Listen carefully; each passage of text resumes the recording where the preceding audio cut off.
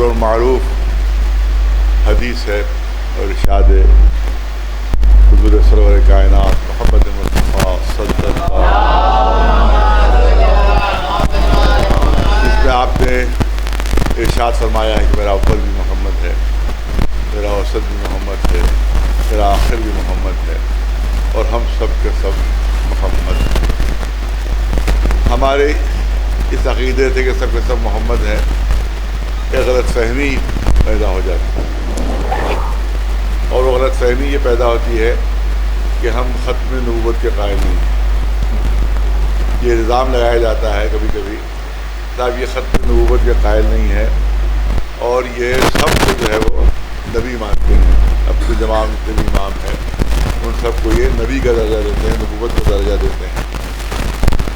تو اس سے سلسلے میں عرض یہ کرنا ہے کہ ہم سے زیادہ کوئی ختم نبوت کا قائل ہو ہی نہیں سکتا، ہم سے زیادہ کوئی ختم نبوت کا قائل نہیں ہو سکتا۔ تاریخ گواہ ہے کہ تمام فرقوں میں نبوت کے جھوٹے دعوے دار پیدا ہوئے، مگر ہمارے فرقے میں 1400 سال میں نبوت کا کوئی جھوٹا دعوے دار پیدا نہیں ہوا۔ بڑی سچائی، بہت بڑی حقیقت ہے کہ ہمارے فرقے میں نبوت کا کوئی جھوٹا دعوے دار پیدا نہیں ہوا، اور فرقوں میں 50 تاریخ اٹھا کے دیکھیے 50 نبوت کے دعوے دار جو پیدا ہو گئے۔ تو کیا سبب کیا ہے؟ میں چاہتا ہوں اس کا سبب بیان کر دیا جائے خاص بچوں جوانوں کے سلسلے میں۔ اس کا ایک بنیادی سبب ہے کہ ختم نبوت اس وقت تک ثابت ہو ہی نہیں سکتی جب تک کہ غدیر پر ایمان نہ ہو۔ ایک سلوات بھیجے۔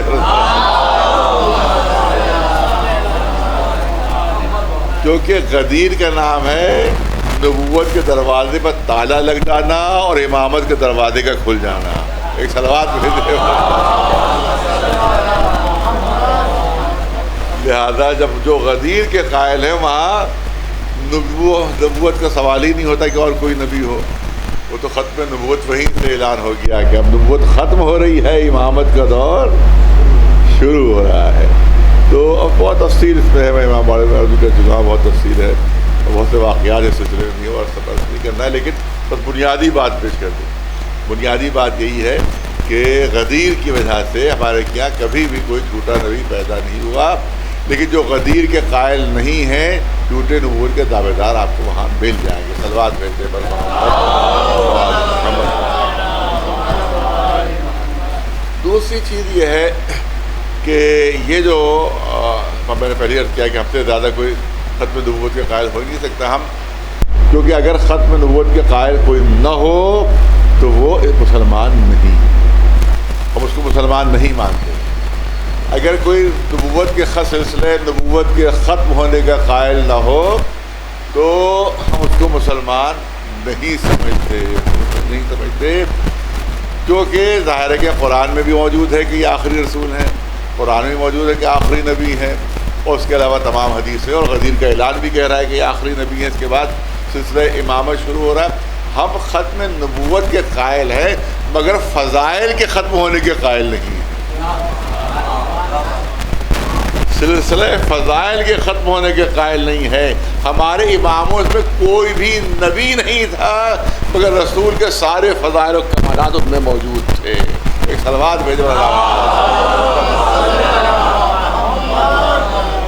اور اس کی دلیل یہی حدیث شریف ہے کہ جس میں رسول ارشاد فرما رہے ہیں کہ سب کے سب محمد ہیں، سب کے سب محمد ہیں۔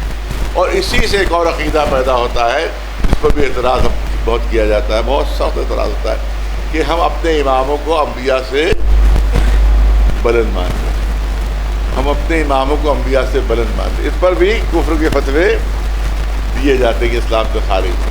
اب ایک واقعہ آپ کے سامنے پیش کرنا چاہتا ہوں کہ علامہ تیجانی کا نام جتنے بھی پڑھے لکھے حضرات ہیں سب نے سن رکھا ہے، کیونکہ بہت سی کتابیں جو ہیں وہ ان کا اردو میں ٹرانسلیشن بھی ہو چکا ان کا، اور وہ ظاہر پہلے ہمارے مسلک سے ان کا تعلق نہیں تھا، بعد میں وہ شیعہ مسلک میں داخل ہوئے تھے، لیکن محب اہل بیت تو شروع سے تھے، اور جب انہوں نے اپنے شیعہ مسلک کا اعلان نہیں بھی کیا تھا تب بھی ان کی کتابیں اہل بیت کی شان میں آ چکی تھی، لکھ چکے تھے بہت سی کتابیں. تو ایک شیعہ عالم سے ان کی ملاقات ہوئی اور انہوں نے دوران گفتگو کہا کہ میرے شیعہ ہونے کے اعلان میں صرف ایک چیز رکاوٹ بن رہی ہے، صرف ایک چیز رکاوٹ بن رہی ہے، ایک مسئلہ حل نہیں ہو پا رہا ہے مجھ سے، جس کی وجہ سے میں اپنے شیعہ ہونے کا اعلان ابھی تک نہیں کر پایا. کیا انہوں نے شیعہ عالم نے پوچھا کون سا مسئلہ؟ کیا وہ ہے آپ کا عقیدہ، وہ ہے شیعوں کا عقیدہ کہ امام جو ہیں وہ ہر رسول اللہ کو ایگزمپٹ کر کے، مستثنیٰ کر کے ہر نبی سے افضل ہیں. تو امام جب ہر نبی سے افضل ہوئے تو جناب ابراہیم سے بھی افضل ہو گئے جو خلیل خدا ہے، پھر جناب موسیٰ سے بھی افضل ہو گئے جو کلیم خدا ہے، پھر جناب نوح سے بھی افضل ہو گئے کہ جو نجی اللہ ہے، پھر تو جناب عیسیٰ سے بھی افضل ہو گئے کہ جو روح اللہ ہے، یہ تو صاحبان شریعت رسول ہے، الرد پیغمبر ہے، تو ان سے بھی آپ کے امام افضل ہو گئے. یہ بات ہماری ابھی تک سمجھ میں نہیں آ رہی. اور تجانی صاحب نے کہا تو شیعہ عالم نے کہا کہ آپ میرے گھر پر تشریف لائیے اور کھانا نوشا. سارے انہیں دعوت قبول کر لی اور اس کے بعد وہ کھانا وانا ہوا، اس کے بعد گفتگو ہونے لگی. تو انہوں نے کہا کہ آپ نے فرمایا کہ یہ آپ شیعوں کو جو ہمارا عقیدہ جو ہے کہ ہمارے امام جو ہیں وہ تمام رسول اللہ کو ایگزم کر کے بقیہ سب انبیاء سے افضل ہیں، یہی عقیدہ آپ کی بھی رکاوٹ بن رہا ہے. تو ایک کتاب آپ نے لکھی ہے وہ میرے پاس موجود ہے، کہ آپ کی لکھی ہوئی ہے؟ نے کتاب کا نام لیا، کہا کہ ہاں میری لکھی ہوئی. وہ کتاب وہ لے کر آئے وہ شیعہ عالم، اور انہوں نے اس میں سے ایک صفحہ کھولا اور صفحہ کھول کر ان کے سامنے رکھا. اس پہ ایک حدیث کہ یہ حدیث جو ہے اس کو آپ صحیح مانتے ہیں؟ آپ اس حدیث کو صحیح مانتے ہیں؟ کہا کہ اگر صحیح نہ مانتا ہوتا تو اپنی کتاب میں لکھتا کیوں؟ کتاب میں لکھنا خود اس بات کی دلیل ہے کہ میں اس حدیث کو صحیح مانتا ہوں، تبھی تو میں نے اپنی کتاب میں لکھی. کہ حدیث کو پڑھیے آپ، جو حدیث آپ نے لکھی. انہیں یہی حدیث پڑھی کہ اولنا محمد ووسطنا محمد وآخرنا محمد وکلنا محمد. پوچھا اس شیعہ عالم دین نے علامہ تجانی سے کہ آپ کو اس حدیث پر عقیدہ ہے؟ کہ عقیدہ ہے تبھی تو لکھی ہے. کہ جب یہ عقیدہ ہے کہ سب کے سب محمد ہیں، جب یہ عقیدہ ہے کہ سب کے سب محمد ہیں، تو جب پہلا محمد سب سے افضل ہے تو دوسرا محمد بھی سب سے افضل ہوا، پھر تیسرا محمد بھی سب سے افضل ہوا، تو جتنے محمد ہیں وہ سب افضل ہو جائیں گے. ایک صلوات بھیجے.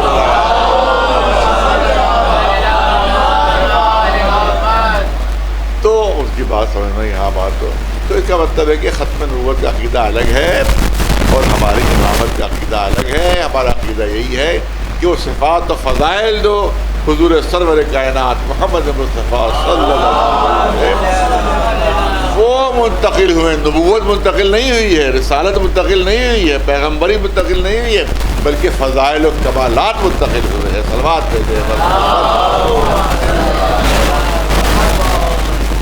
تو یہ خاص بات ہے کہ کبھی اگر کوئی کسی جوان کے سامنے، کسی بچے کے سامنے کوئی اعتراض کرے تو چاہیے سامنے اس کے جواب ہونا چاہیے کہ نبی ہم نہیں مانتے ان کو. اگر نبی کو کوئی مانے تو شیعت سے خارج ہے، وہ شیعت سے الگ ہے. تو اب اسی پر ایک دو تین باتیں آپ کے سامنے عرض کرنا ہے. پہلی بات تو یہ ہے کہ ہے تو 14 مگر سب کے سب محمد. یہ کیسے؟ ایک مثال دینا چاہتا ہوں. صاحبہ نے تشریف فرمایا ہے یہاں پر. آپ دیکھیں مثال، بالکل سادی سی مثال کہ ننھا بچہ بھی سمجھے. جب بھی آپ ہیرا خریدنے جائیں گے کسی جوہری کی دکان تو ہیرا کبھی بالکل گول نہیں ہوتا.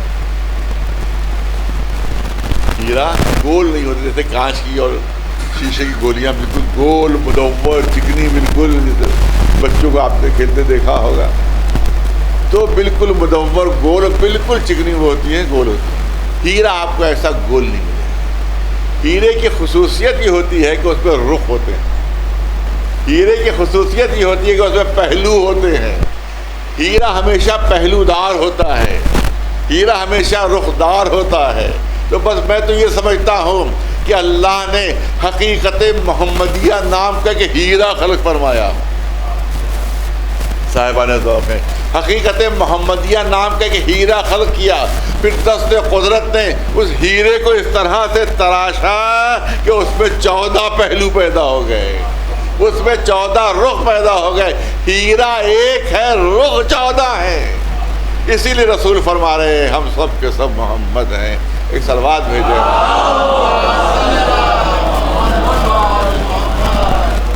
ایک رخ اور کرنا ہے، اور وہ رخ یہ ہے کہ آپ دیکھیں کہ جب آپ قرآن مجید کی تلاوت کریں گے آپ کو، اور جہاں پہ جناب آدم کے واقعات ہیں، جس میں شیطان نے جناب آدم کے سجدے سے انکار کیا، تو کافی تفصیلی گفتگو قرآن مجید میں ہے۔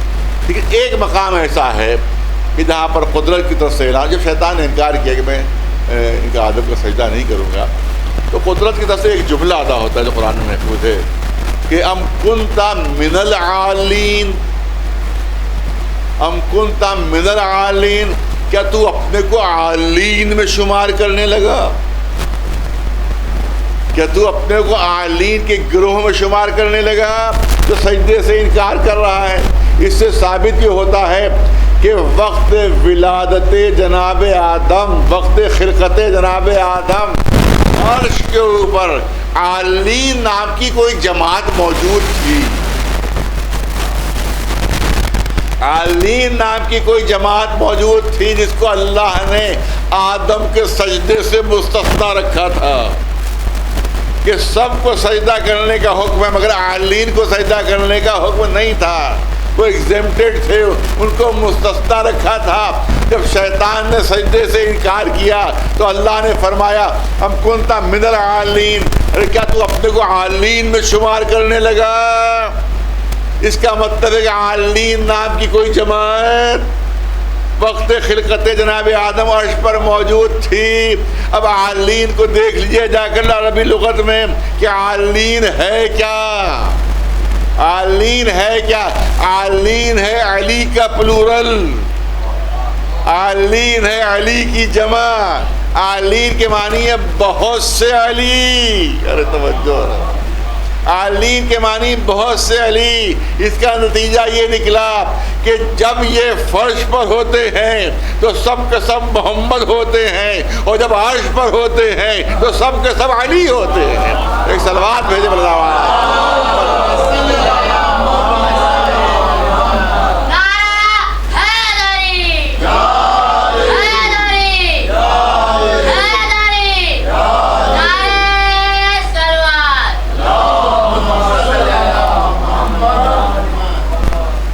زیادہ وقت نہیں لینا ہے۔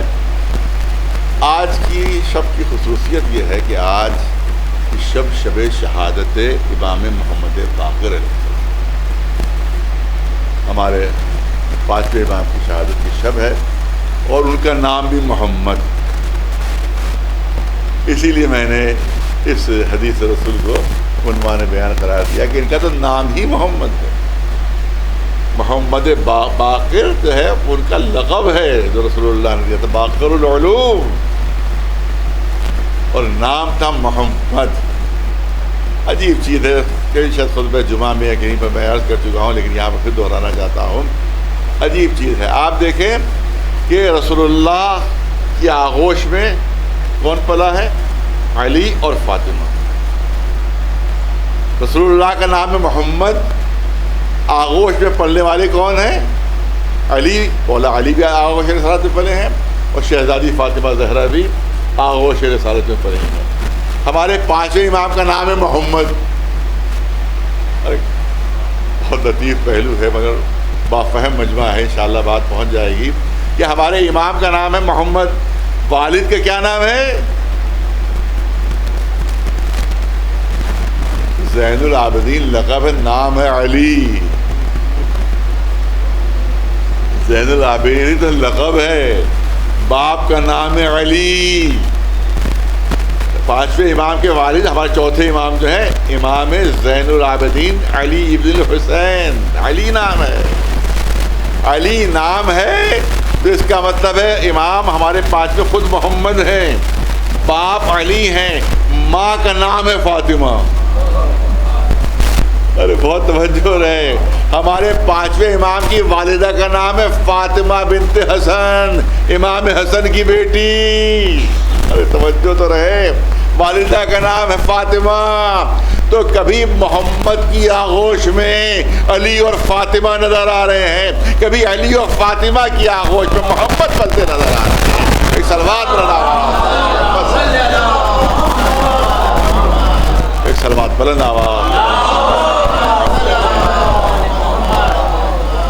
یہی وہ امام ہے کہ جن کو خصوصیت، امام کی خصوصیت جو ہم ہر امام کے مقام پر عظمت کی بلندیوں پر فائز ہے اور کسی کے درجے میں کوئی فرق نہیں ہے، لیکن اس امام کی ایک خصوصیت ہے، اور وہ اس امام کی خصوصیت یہ ہے کہ رسول اللہ نے ان کو سلام کہلوایا. ان کی خصوصیت یہ ہے کہ رسول اللہ نے ان کو سلام کہلوایا. جناب جابر بن عبداللہ انصاری مشہور صحابی تھے.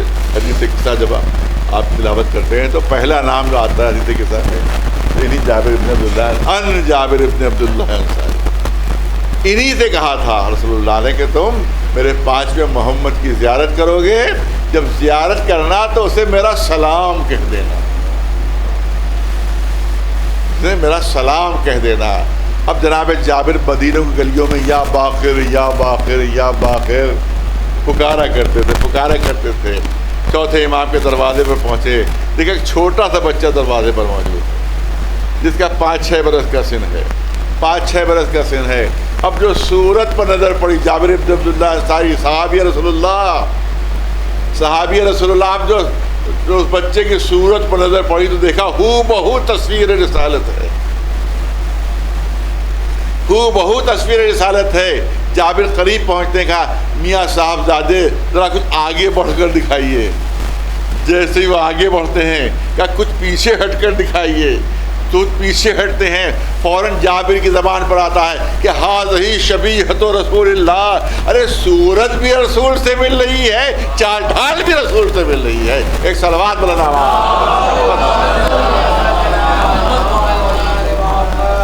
صورت بھی رسول اللہ سے مل رہی ہے، چال ڈھال بھی رسول اللہ سے مل رہی ہے.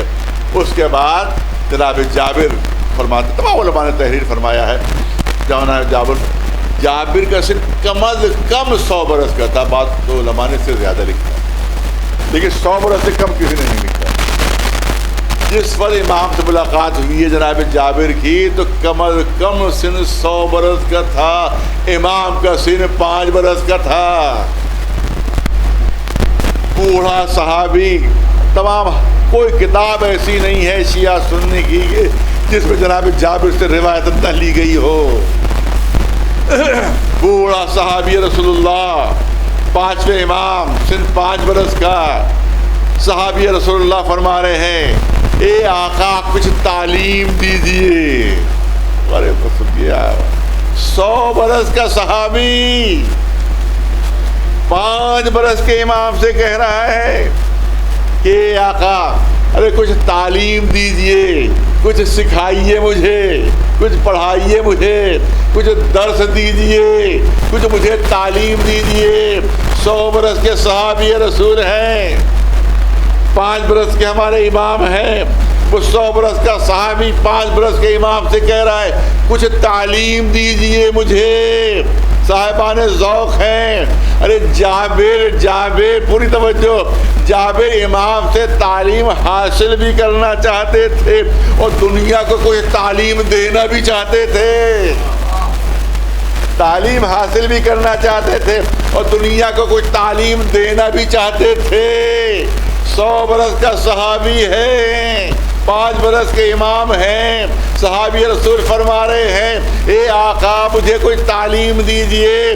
تو جہاں تعلیم حاصل کرنا چاہتے ہیں، دنیا کو تعلیم دینا بھی چاہتے ہیں کہ صحابی کتنا ہی بزرگ کیوں نہ ہو جائے، لیکن جب امام کے سامنے آئے گا تو استاد کی حیثیت سے نہیں آ سکتا، آئے گا تو شاگرد کی حیثیت سے آ سکتا ہے. ایک صلوات بھیجو، ایک صلوات بلند آواز. اب تذکرہ ہے، 2 جملے سن لیجئے کہ جناب جابر معلوم کہ جابر مریض ہو گئے ہیں، بیمار ہو گئے ہیں، بہت بوڑھے صاحب۔ امام باقر ان کے پاس عیادت کے لیے گئے، پانچویں امام فارغ عیادت کے لیے گئے، اور اب ظاہر ہے کہ امام استاد ہیں، شاگرد ہے، تو استاد کو شاگرد سے سوال کرنے کا حق حاصل ہے۔ تو امام پوچھتے ہیں، اے جابر یہ بتائیے اس وقت آپ کے معرفت کی منزل کیا ہے؟ بہت توجہ ہے، بہت توجہ ہے۔ اس وقت آپ کی معرفت کی منزل کیا ہے؟ بڑے عظیم جملے کہے جناب جابر، اس وقت معرفت کی منزل کیا ہے؟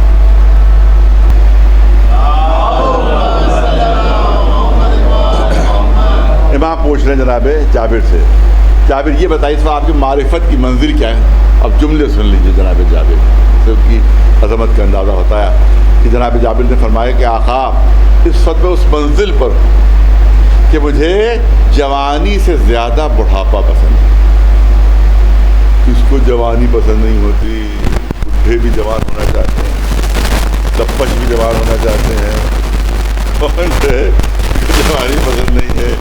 یہ جابر کے معرفت کی منزل ہے کہ آپ فرما رہے ہیں کہ مجھے جوانی سے زیادہ بڑھاپا پسند ہے، مجھے دولت سے زیادہ غربت پسند ہے۔ ارے آج دولت کے لوگ مرے جا رہے ہیں، اپنا ضمیر کا سودا کر لیتے ہیں، اپنے دین کا سودا کر لیتے ہیں، اور اپنے خاندانی عزت کا سودا کر لیتے ہیں، کوئی دولت مل جائے۔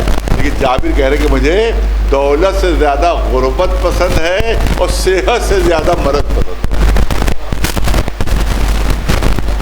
اگر جناب جابر کی یہ تھنکنگ سامنے آ جائے تو سارے اسپتال بند ہو جائیں، سارے ڈاکٹروں کے مطلب بند ہو جائے۔ جناب جابر نے کہہ دیا کہ سب مان لیں اس کو تو سارے اسپتال بند ہو جائے۔ اب جب مرض آپ کو پسند ہے تو علاج کیسا؟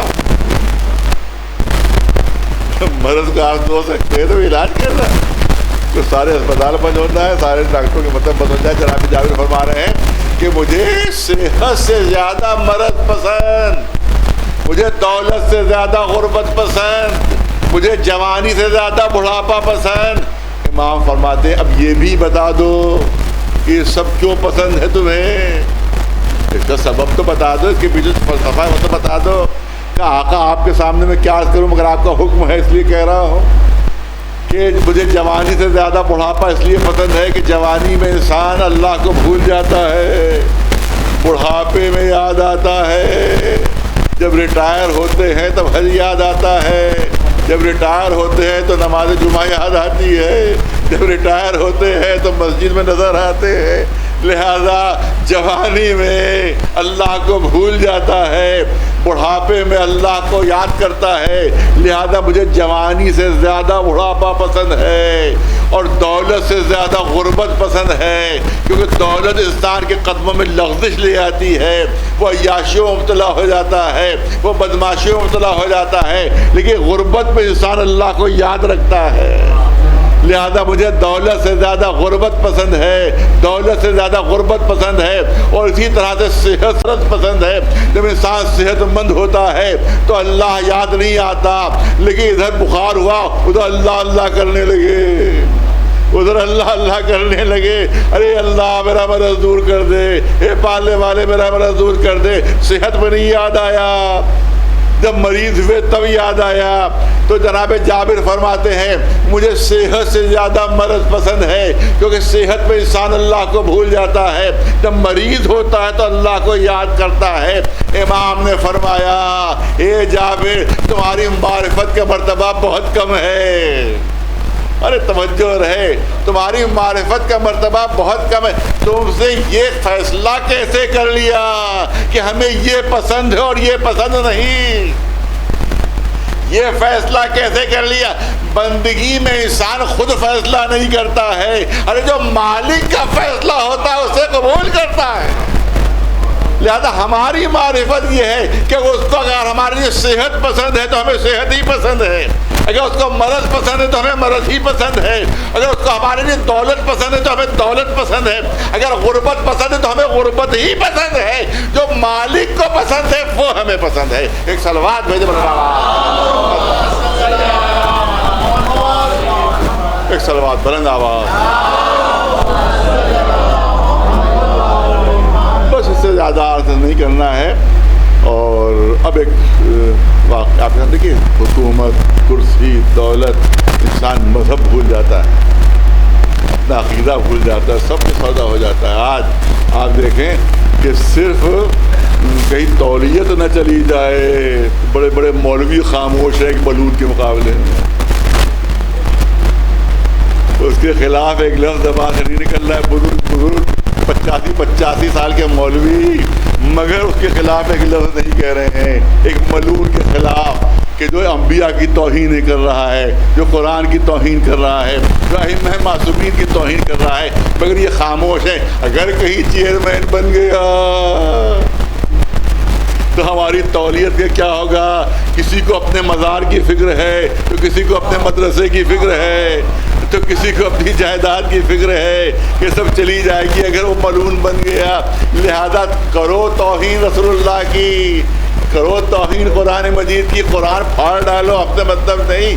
ہمارا محفوظ، ہماری تولیت محفوظ رہے، ہماری تولیت محفوظ رہے، ہماری مزار کی تولیت محفوظ رہے، ہمارے مدرسے کی تولیت محفوظ رہے، ہم جو قبرستان پر قابض ہیں اس کی تولیت محفوظ رہے. لہذا ہم ایک لفظ اس کے خلاف نہیں بولیں گے. تو تصور کیجئے کہ جب معمولی جائیداد کے لیے لوگ اہل بیت کو بھول جاتے ہیں، تو بڑی بڑی حکومتوں کے لیے اگر کوئی اہل بیت کو بھول جائے تو جیسے وہ گناہگار ہیں ویسے یہ بھی گناہگار ہیں. ایک صلوات بھیجے مولانا. لیکن قوم ماشاءاللہ بہت سیدھی قوم ہماری ہے، بڑی خاموش قوم ہے. اللہ اس قوم کی سلامتی کو اور خاموشی کو برقرار رکھے. صلوات بھیجے پر محمد. سائلنٹ میجارٹی سب سے بڑی مجرم ہوتی ہے. سائلنٹ میجارٹی اگر نہ ہوتی تو مولا علی کا حق غفل نہ ہوتا. یہ سائلنٹ میجارٹی نہ ہوتی تو شہزادی کے در پر آگ نہ لگائی جاتی. سائلنٹ میجارٹی نہ ہوتی تو امام حسن کو زہر نہ دیا جاتا. یہ سائلنٹ میجارٹی نہ ہوتی تو امام حسن کربلا میں شہید نہ ہوتے. اور آج کی سائلنٹ میجارٹی آپ کی اگر نہ ہوتی تو یہ بے ایمانیاں بھی نہ کر رہا ہوتا. صلوات بھیجے پر محمد. بہرحال ہمارا مقصد کہنا ہے، سن کے دوسرے کان سے اڑا دینا یہ سننے والوں کا کام ہے. صلوات بھیجے پر محمد. اب سن لیجیے حقیقت کہ ہارون رشید زبردست حکومت. مامون چھوٹا سا تھا، 7-8 سن ہو گیا. مامون باپ جو تھا وہ حج پر گیا، ہارون رشید حج پر گیا. ایک مرتبہ آپ جمعے میں بیان کر دیا. حج پر جاتا ہے وہ، اور اس کے بعد وہاں پر پھر مدینہ منورہ جاتا ہے. وہ مدینہ منورہ میں وہ مسجد نبی میں بیٹھا ہوا تھا. اب مامون کہتا ہے کہ میں نے دیکھا کہ ایک دورانی شکل کی ایک شخصیت اپنی سواری پر آئے، مسجد کے دروازے پر وہ اپنی سواری سے اترے اور مسجد میں داخل. کہ میرا مغرور باپ جو کسی کی تعظیم نہیں کرتا تھا.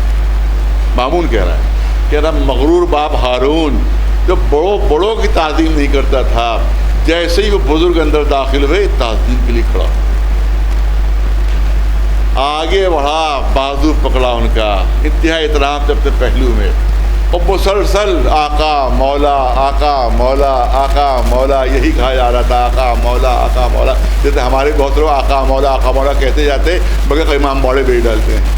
تو خود تھا تو آقا مولا وہ برابر میں بیٹھا کہہ رہا تھا. اس کے بعد جب وہ جانے لگے وہ بزرگ، تو ہارون نے مامون سے کہا اپنے بیٹے سے کہ جاؤ ان کو سواری پر سوار کرواؤ اور لجام تم پکڑنا اور ان کے گھر تک چھوڑ کر آنا. سواری کی لگام تم پکڑنا. اپنے بیٹے سے کہہ رہا ہے، بادشاہ ولی عہد سے کہہ رہا ہے کہ تم لجام پکڑنا، لگام پکڑ کے اس کے بعد تم گھر تک چھوڑ کر آنا. اس کے بعد وہاں سے واپس آنا. ہارون ہر باپ کا حکم تھا، کیوں نہ جاتا. وہ گیا اور اس کے بعد چھوڑ کر آیا ان کو. اس کے بعد اس نے کہا بابا اتنا احترام تو میں نے آج تک نہیں دیکھا کہ آپ نے کسی کا کیا ہو. یہ کون ہیں کہ جن کا آپ اتنا احترام کر رہے ہیں؟ کہا انہی کے تخت پر تو میں بیٹھا ہوا ہوں. انہی کی حکومت تو میرے پاس ہے، انہی کا حق تو میرے پاس ہے کہ جس کی وجہ سے ہم عیاشیاں کر رہے ہیں۔ مامون نے کہا جب آپ کو معلوم ہے کہ حق ان کا ہے تو دے کیوں نہیں دیتے؟ دے کیوں نہیں دیتے؟ کہا احمق تو کیا کہہ رہا ہے؟ ارے ان کو یہ دے دے تو ہماری عیاشیاں کہاں سے ہوں گی؟ پھر یہ ہم دولت جو اڑا رہے ہیں یہ کہاں سے آئے گا؟ پھر ہم فقیر ہو جائیں گے۔ یاد رکھو یہ حکومت ہے الملک عقیم، یہ اس کا انٹرنیشنل جملہ ہے جو آج بھی استعمال ہوتا ہے۔ الملک عقیم، حکومت بانجھ ہوتی ہے، حکومت کا کوئی رشتہ دار نہیں ہوتا۔ حکومت کا نہ کوئی باپ ہوتا ہے، نہ ماں ہو، نہ بیٹا، نہ بہن، نہ بھائی۔ اگر باپ بھی راستے میں آئے گا تو قتل کر دیں گے۔ اورنگزیب یاد ہے آپ کو نہیں ہے کہ باپ کو کس طرح سے قید خانے میں رکھا تھا، بھائیوں کو کس طرح سے قتل کروا دیا تھا؟ صرف حکومت ہی کے لیے تو کیا تھا اس نے۔ تو الملک عقیم، حکومت بانجھ ہوتی ہے، اس کا کوئی رشتہ دار نہیں ہوتا۔ لہذا اب اپنے بیٹے سے کہتا ہے اے مامون سن لو، اگر مجھ کو ہلکا سا بھی شبہ ہو جائے کہ تمہاری نگاہ حکومت پر ہے تو میں اپنے ہاتھوں سے تمہاری آنکھیں نکال لوں گا۔ ایک صلوات بھیجے اس کا مطلب ہے کہ جانتے تھے کہ حق کیا ہے، جانتے تھے کہ سچائی کیا ہے، جانتے تھے کہ کس کا حق ہے، کیونکہ حکومت کی لالچ میں اہل بیت کے ساتھ ناانصافی ہو رہی، ان پر ظلم و ستم ہو رہا تھا۔ آخر میں امام کو زہر دیا جاتا ہے اور امام زہر کی تکلیف سے تڑپ رہے ہیں۔ چوتھے امام سرحانے موجود ہیں، چھٹے امام سرحانے موجود ہیں، اور اس کے بعد آپ کو معلوم ہی ہے، ضرور جانتے ہیں کہ اگر زہر دے دیا جائے کسی کو تو پیاس بہت لگتی ہے۔ پانچویں امام کو مسلسل پیاس لگ رہی تھی اور پانی طلب کر رہے تھے۔ بیٹا ہمارے چھٹے امام مسلسل پانی پیش کر رہے تھے۔ میرا دل کہتا ہے کہ جب پانی سامنے آتا ہوگا اور امام جب پانی پیتے ہوں گے تو کربلا میں حسین کی پیاس ضرور یاد آ جاتی ہے کہ اس وقت میرے سامنے بیٹا بھی موجود ہے، میرے عزت اور رشتہ دار بھی موجود ہے، میں پانی مانگ رہا ہوں اور پانی پلانے والے ہی موجود ہیں، مگر میرا جد حسین کربلا کا میدان ہے، 3 دن کی بھوک ہے، 3 دن کی پیاس ہے، ارے پانی دے دو۔ میں اس وقت بتاؤ کہ اس زمین کے اوپر میرے علاوہ کوئی نواسے رسول کوئی اور موجود ہے؟ آخر میں 3 دن کا بھوکا پیاسا کیوں؟ ارے میرے بچے پیاس سے کیوں تڑپ رہے؟ میرا قصور کیا ہے؟ میرا گناہ کیا ہے؟ کیا میں نے کسی کو قتل کر دیا ہے؟ کسی کا گھر لوٹ لیا ہے؟ کوئی خلاف شریعت کام کر دیا ہے؟ جواب میں تیر آ رہے ہیں، تلواریں آ رہی ہیں، نیزے آ رہے ہیں، اور جن کے پاس کچھ نہیں تھا انہوں نے جھولیوں میں پتھر بھرے ہوئے تھے، جو امام کے وہ پتھر مار رہے تھے۔ عزیزان پوری مصیبتیں پڑھی بھی نہیں جاتی ہیں، ایک عجیب مصیبت ہے جو آپ کے سامنے پیش کرنا چاہتا ہوں۔ کچھ لوگ ہمارے ساتھ جو سردار لشکر تھا اس کے پاس پہنچے، کہا کہ اب میدان میں پتھر بھی نہیں رہے ہیں، جتنے پتھر تھے ہم نے حسین پر مار دیے، میدان میں جتنے پتھر تھے ہم نے حسین پر مار دیے، اب کوئی پتھر نظر نہیں آ رہا ہے، ہم حسین کو کیسے اذیت پہنچائیں، کیسے تکلیف پہنچائیں؟ وہ بلون کہتا ہے یہ زمین پر ریگ دیکھ رہے ہو، یہ زمین پر ریگ دیکھ رہے ہو، یہ آگ سے زیادہ جل رہی ہے، یہ اٹھا مٹھیوں میں اور حسین کے زخموں پر یہ جلتی ہوئی ریت ڈالو تاکہ حسین کو زیادہ سے زیادہ اذیت ہو۔ ہاں داداروں، بس مجلس کو ختم کرنا چاہتا ہوں۔ ہر روایت کہتی ہے کہ جناب امام حسین کے گلے کے اوپر جب شیور نے خنجر چلایا ہے تو اس نے 12 وار کیے تھے، 12 وار کیے تھے۔ صاحب اصحاب الیمین تحریر کرتے ہیں کہ شیور نے 12 وار کیے تھے اور 12 واروں سے حسین کی گردن کو قطع کیا تھا۔ اور جس وقت شہادت امام حسین ہو رہی تھی تو وہ لکھتے ہیں کہ ساری جماعتیں کربلا میں موجود تھیں، سارے جنات موجود تھے، سارے ملائکہ موجود تھے، سارے انبیاء موجود تھے، جتنے رسول تھے وہ سب موجود تھے۔ روایت کہتی ہے امام حسن تشریف فرما تھے، مولا علی موجود تھے، نانا رسول اللہ تھے، اور ماں فاطمہ زہرا بھی کربلا کے میدان میں موجود تھی۔ صاحب اصحاب الیمین تحریر کرتے ہیں جب پہلا وار ہوا تو جنات اٹھ گئے، اے آقا بس ہمارے صبر کی حد اتنی ہی ہے، اس سے آگے کا منظر ہم نہیں دیکھ پائیں گے، ہمیں اجازت دیجیے، ہم کربلا سے جا رہے ہیں۔ دوسرا وار ہونا تھا، ملائکہ نے اجازت مانگی، تیسرا وار ہونا تھا، انبیاء نے اجازت مانگی، رسولوں نے اجازت مانگی۔ اے فرزند رسول بس ہمارے صبر کی حد اتنی ہے، اس سے آگے کا منظر ہم نہیں دیکھ سکتے، ہم کربلا سے جا رہے۔ روایت کہتی نواں وار ہونا تھا، بھائی حسن نے کہہ دیا اے بھیا حسین بس میری برداشت کی حد یہیں تک ہے، اس سے آگے میں منظر نہیں دیکھ سکتا، مجھے اجازت دو، میں کربلا سے جا رہا ہوں۔ بھائی چلے گئے۔ 10واں وار ہونا تھا، بابا علی نے کہہ دیا اے میرے لخت دل حسین اس سے آگے کا منظر میں نہیں دیکھ پاؤں گا، مجھے اجازت میں کربلا سے جا رہا ہوں۔ اللہ تعالیٰ 11واں وار ہونا تھا، خود رسول نے فرما دیا اے میرے نور نظر اس سے آگے کا منظر میں نہیں دیکھ سکتا، ارے مجھے اجازت میں کربلا سے جا رہا ہوں۔ اللہ تعالیٰ اب آخری وار ہونا ہے، اب سر و تن میں جدائی ہونا ہے۔ حسین نے فریاد کی کہ کیا سب مجھے چھوڑ گئے، کیا میں کربلا میں اکیلا رہ گیا؟ پہلو سے آواز آئی نہیں میرے لال نہیں، تمہاری ماں فاطمہ زہرا موجود، اگر سر کٹے گا تو ماں کی آغوش میں ازادارو۔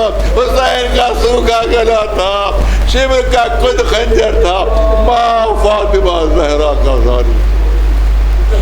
سَيَعْلَمُ الَّذِينَ ظَلَمُوا أَيَّ مُنقَلَبٍ يَنقَلِبُونَ أَلَا لَعْنَةُ اللَّهِ عَلَى الْقَوْمِ الظَّالِمِينَ۔ گزارش ایک مرتبہ سورہ حمد اور 3 مرتبہ سورہ اخلاص کی تلاوت فرما کر ظفر حسین عابدی صاحب ابن سعید حسین عابدی صاحب کی روح کو ثواب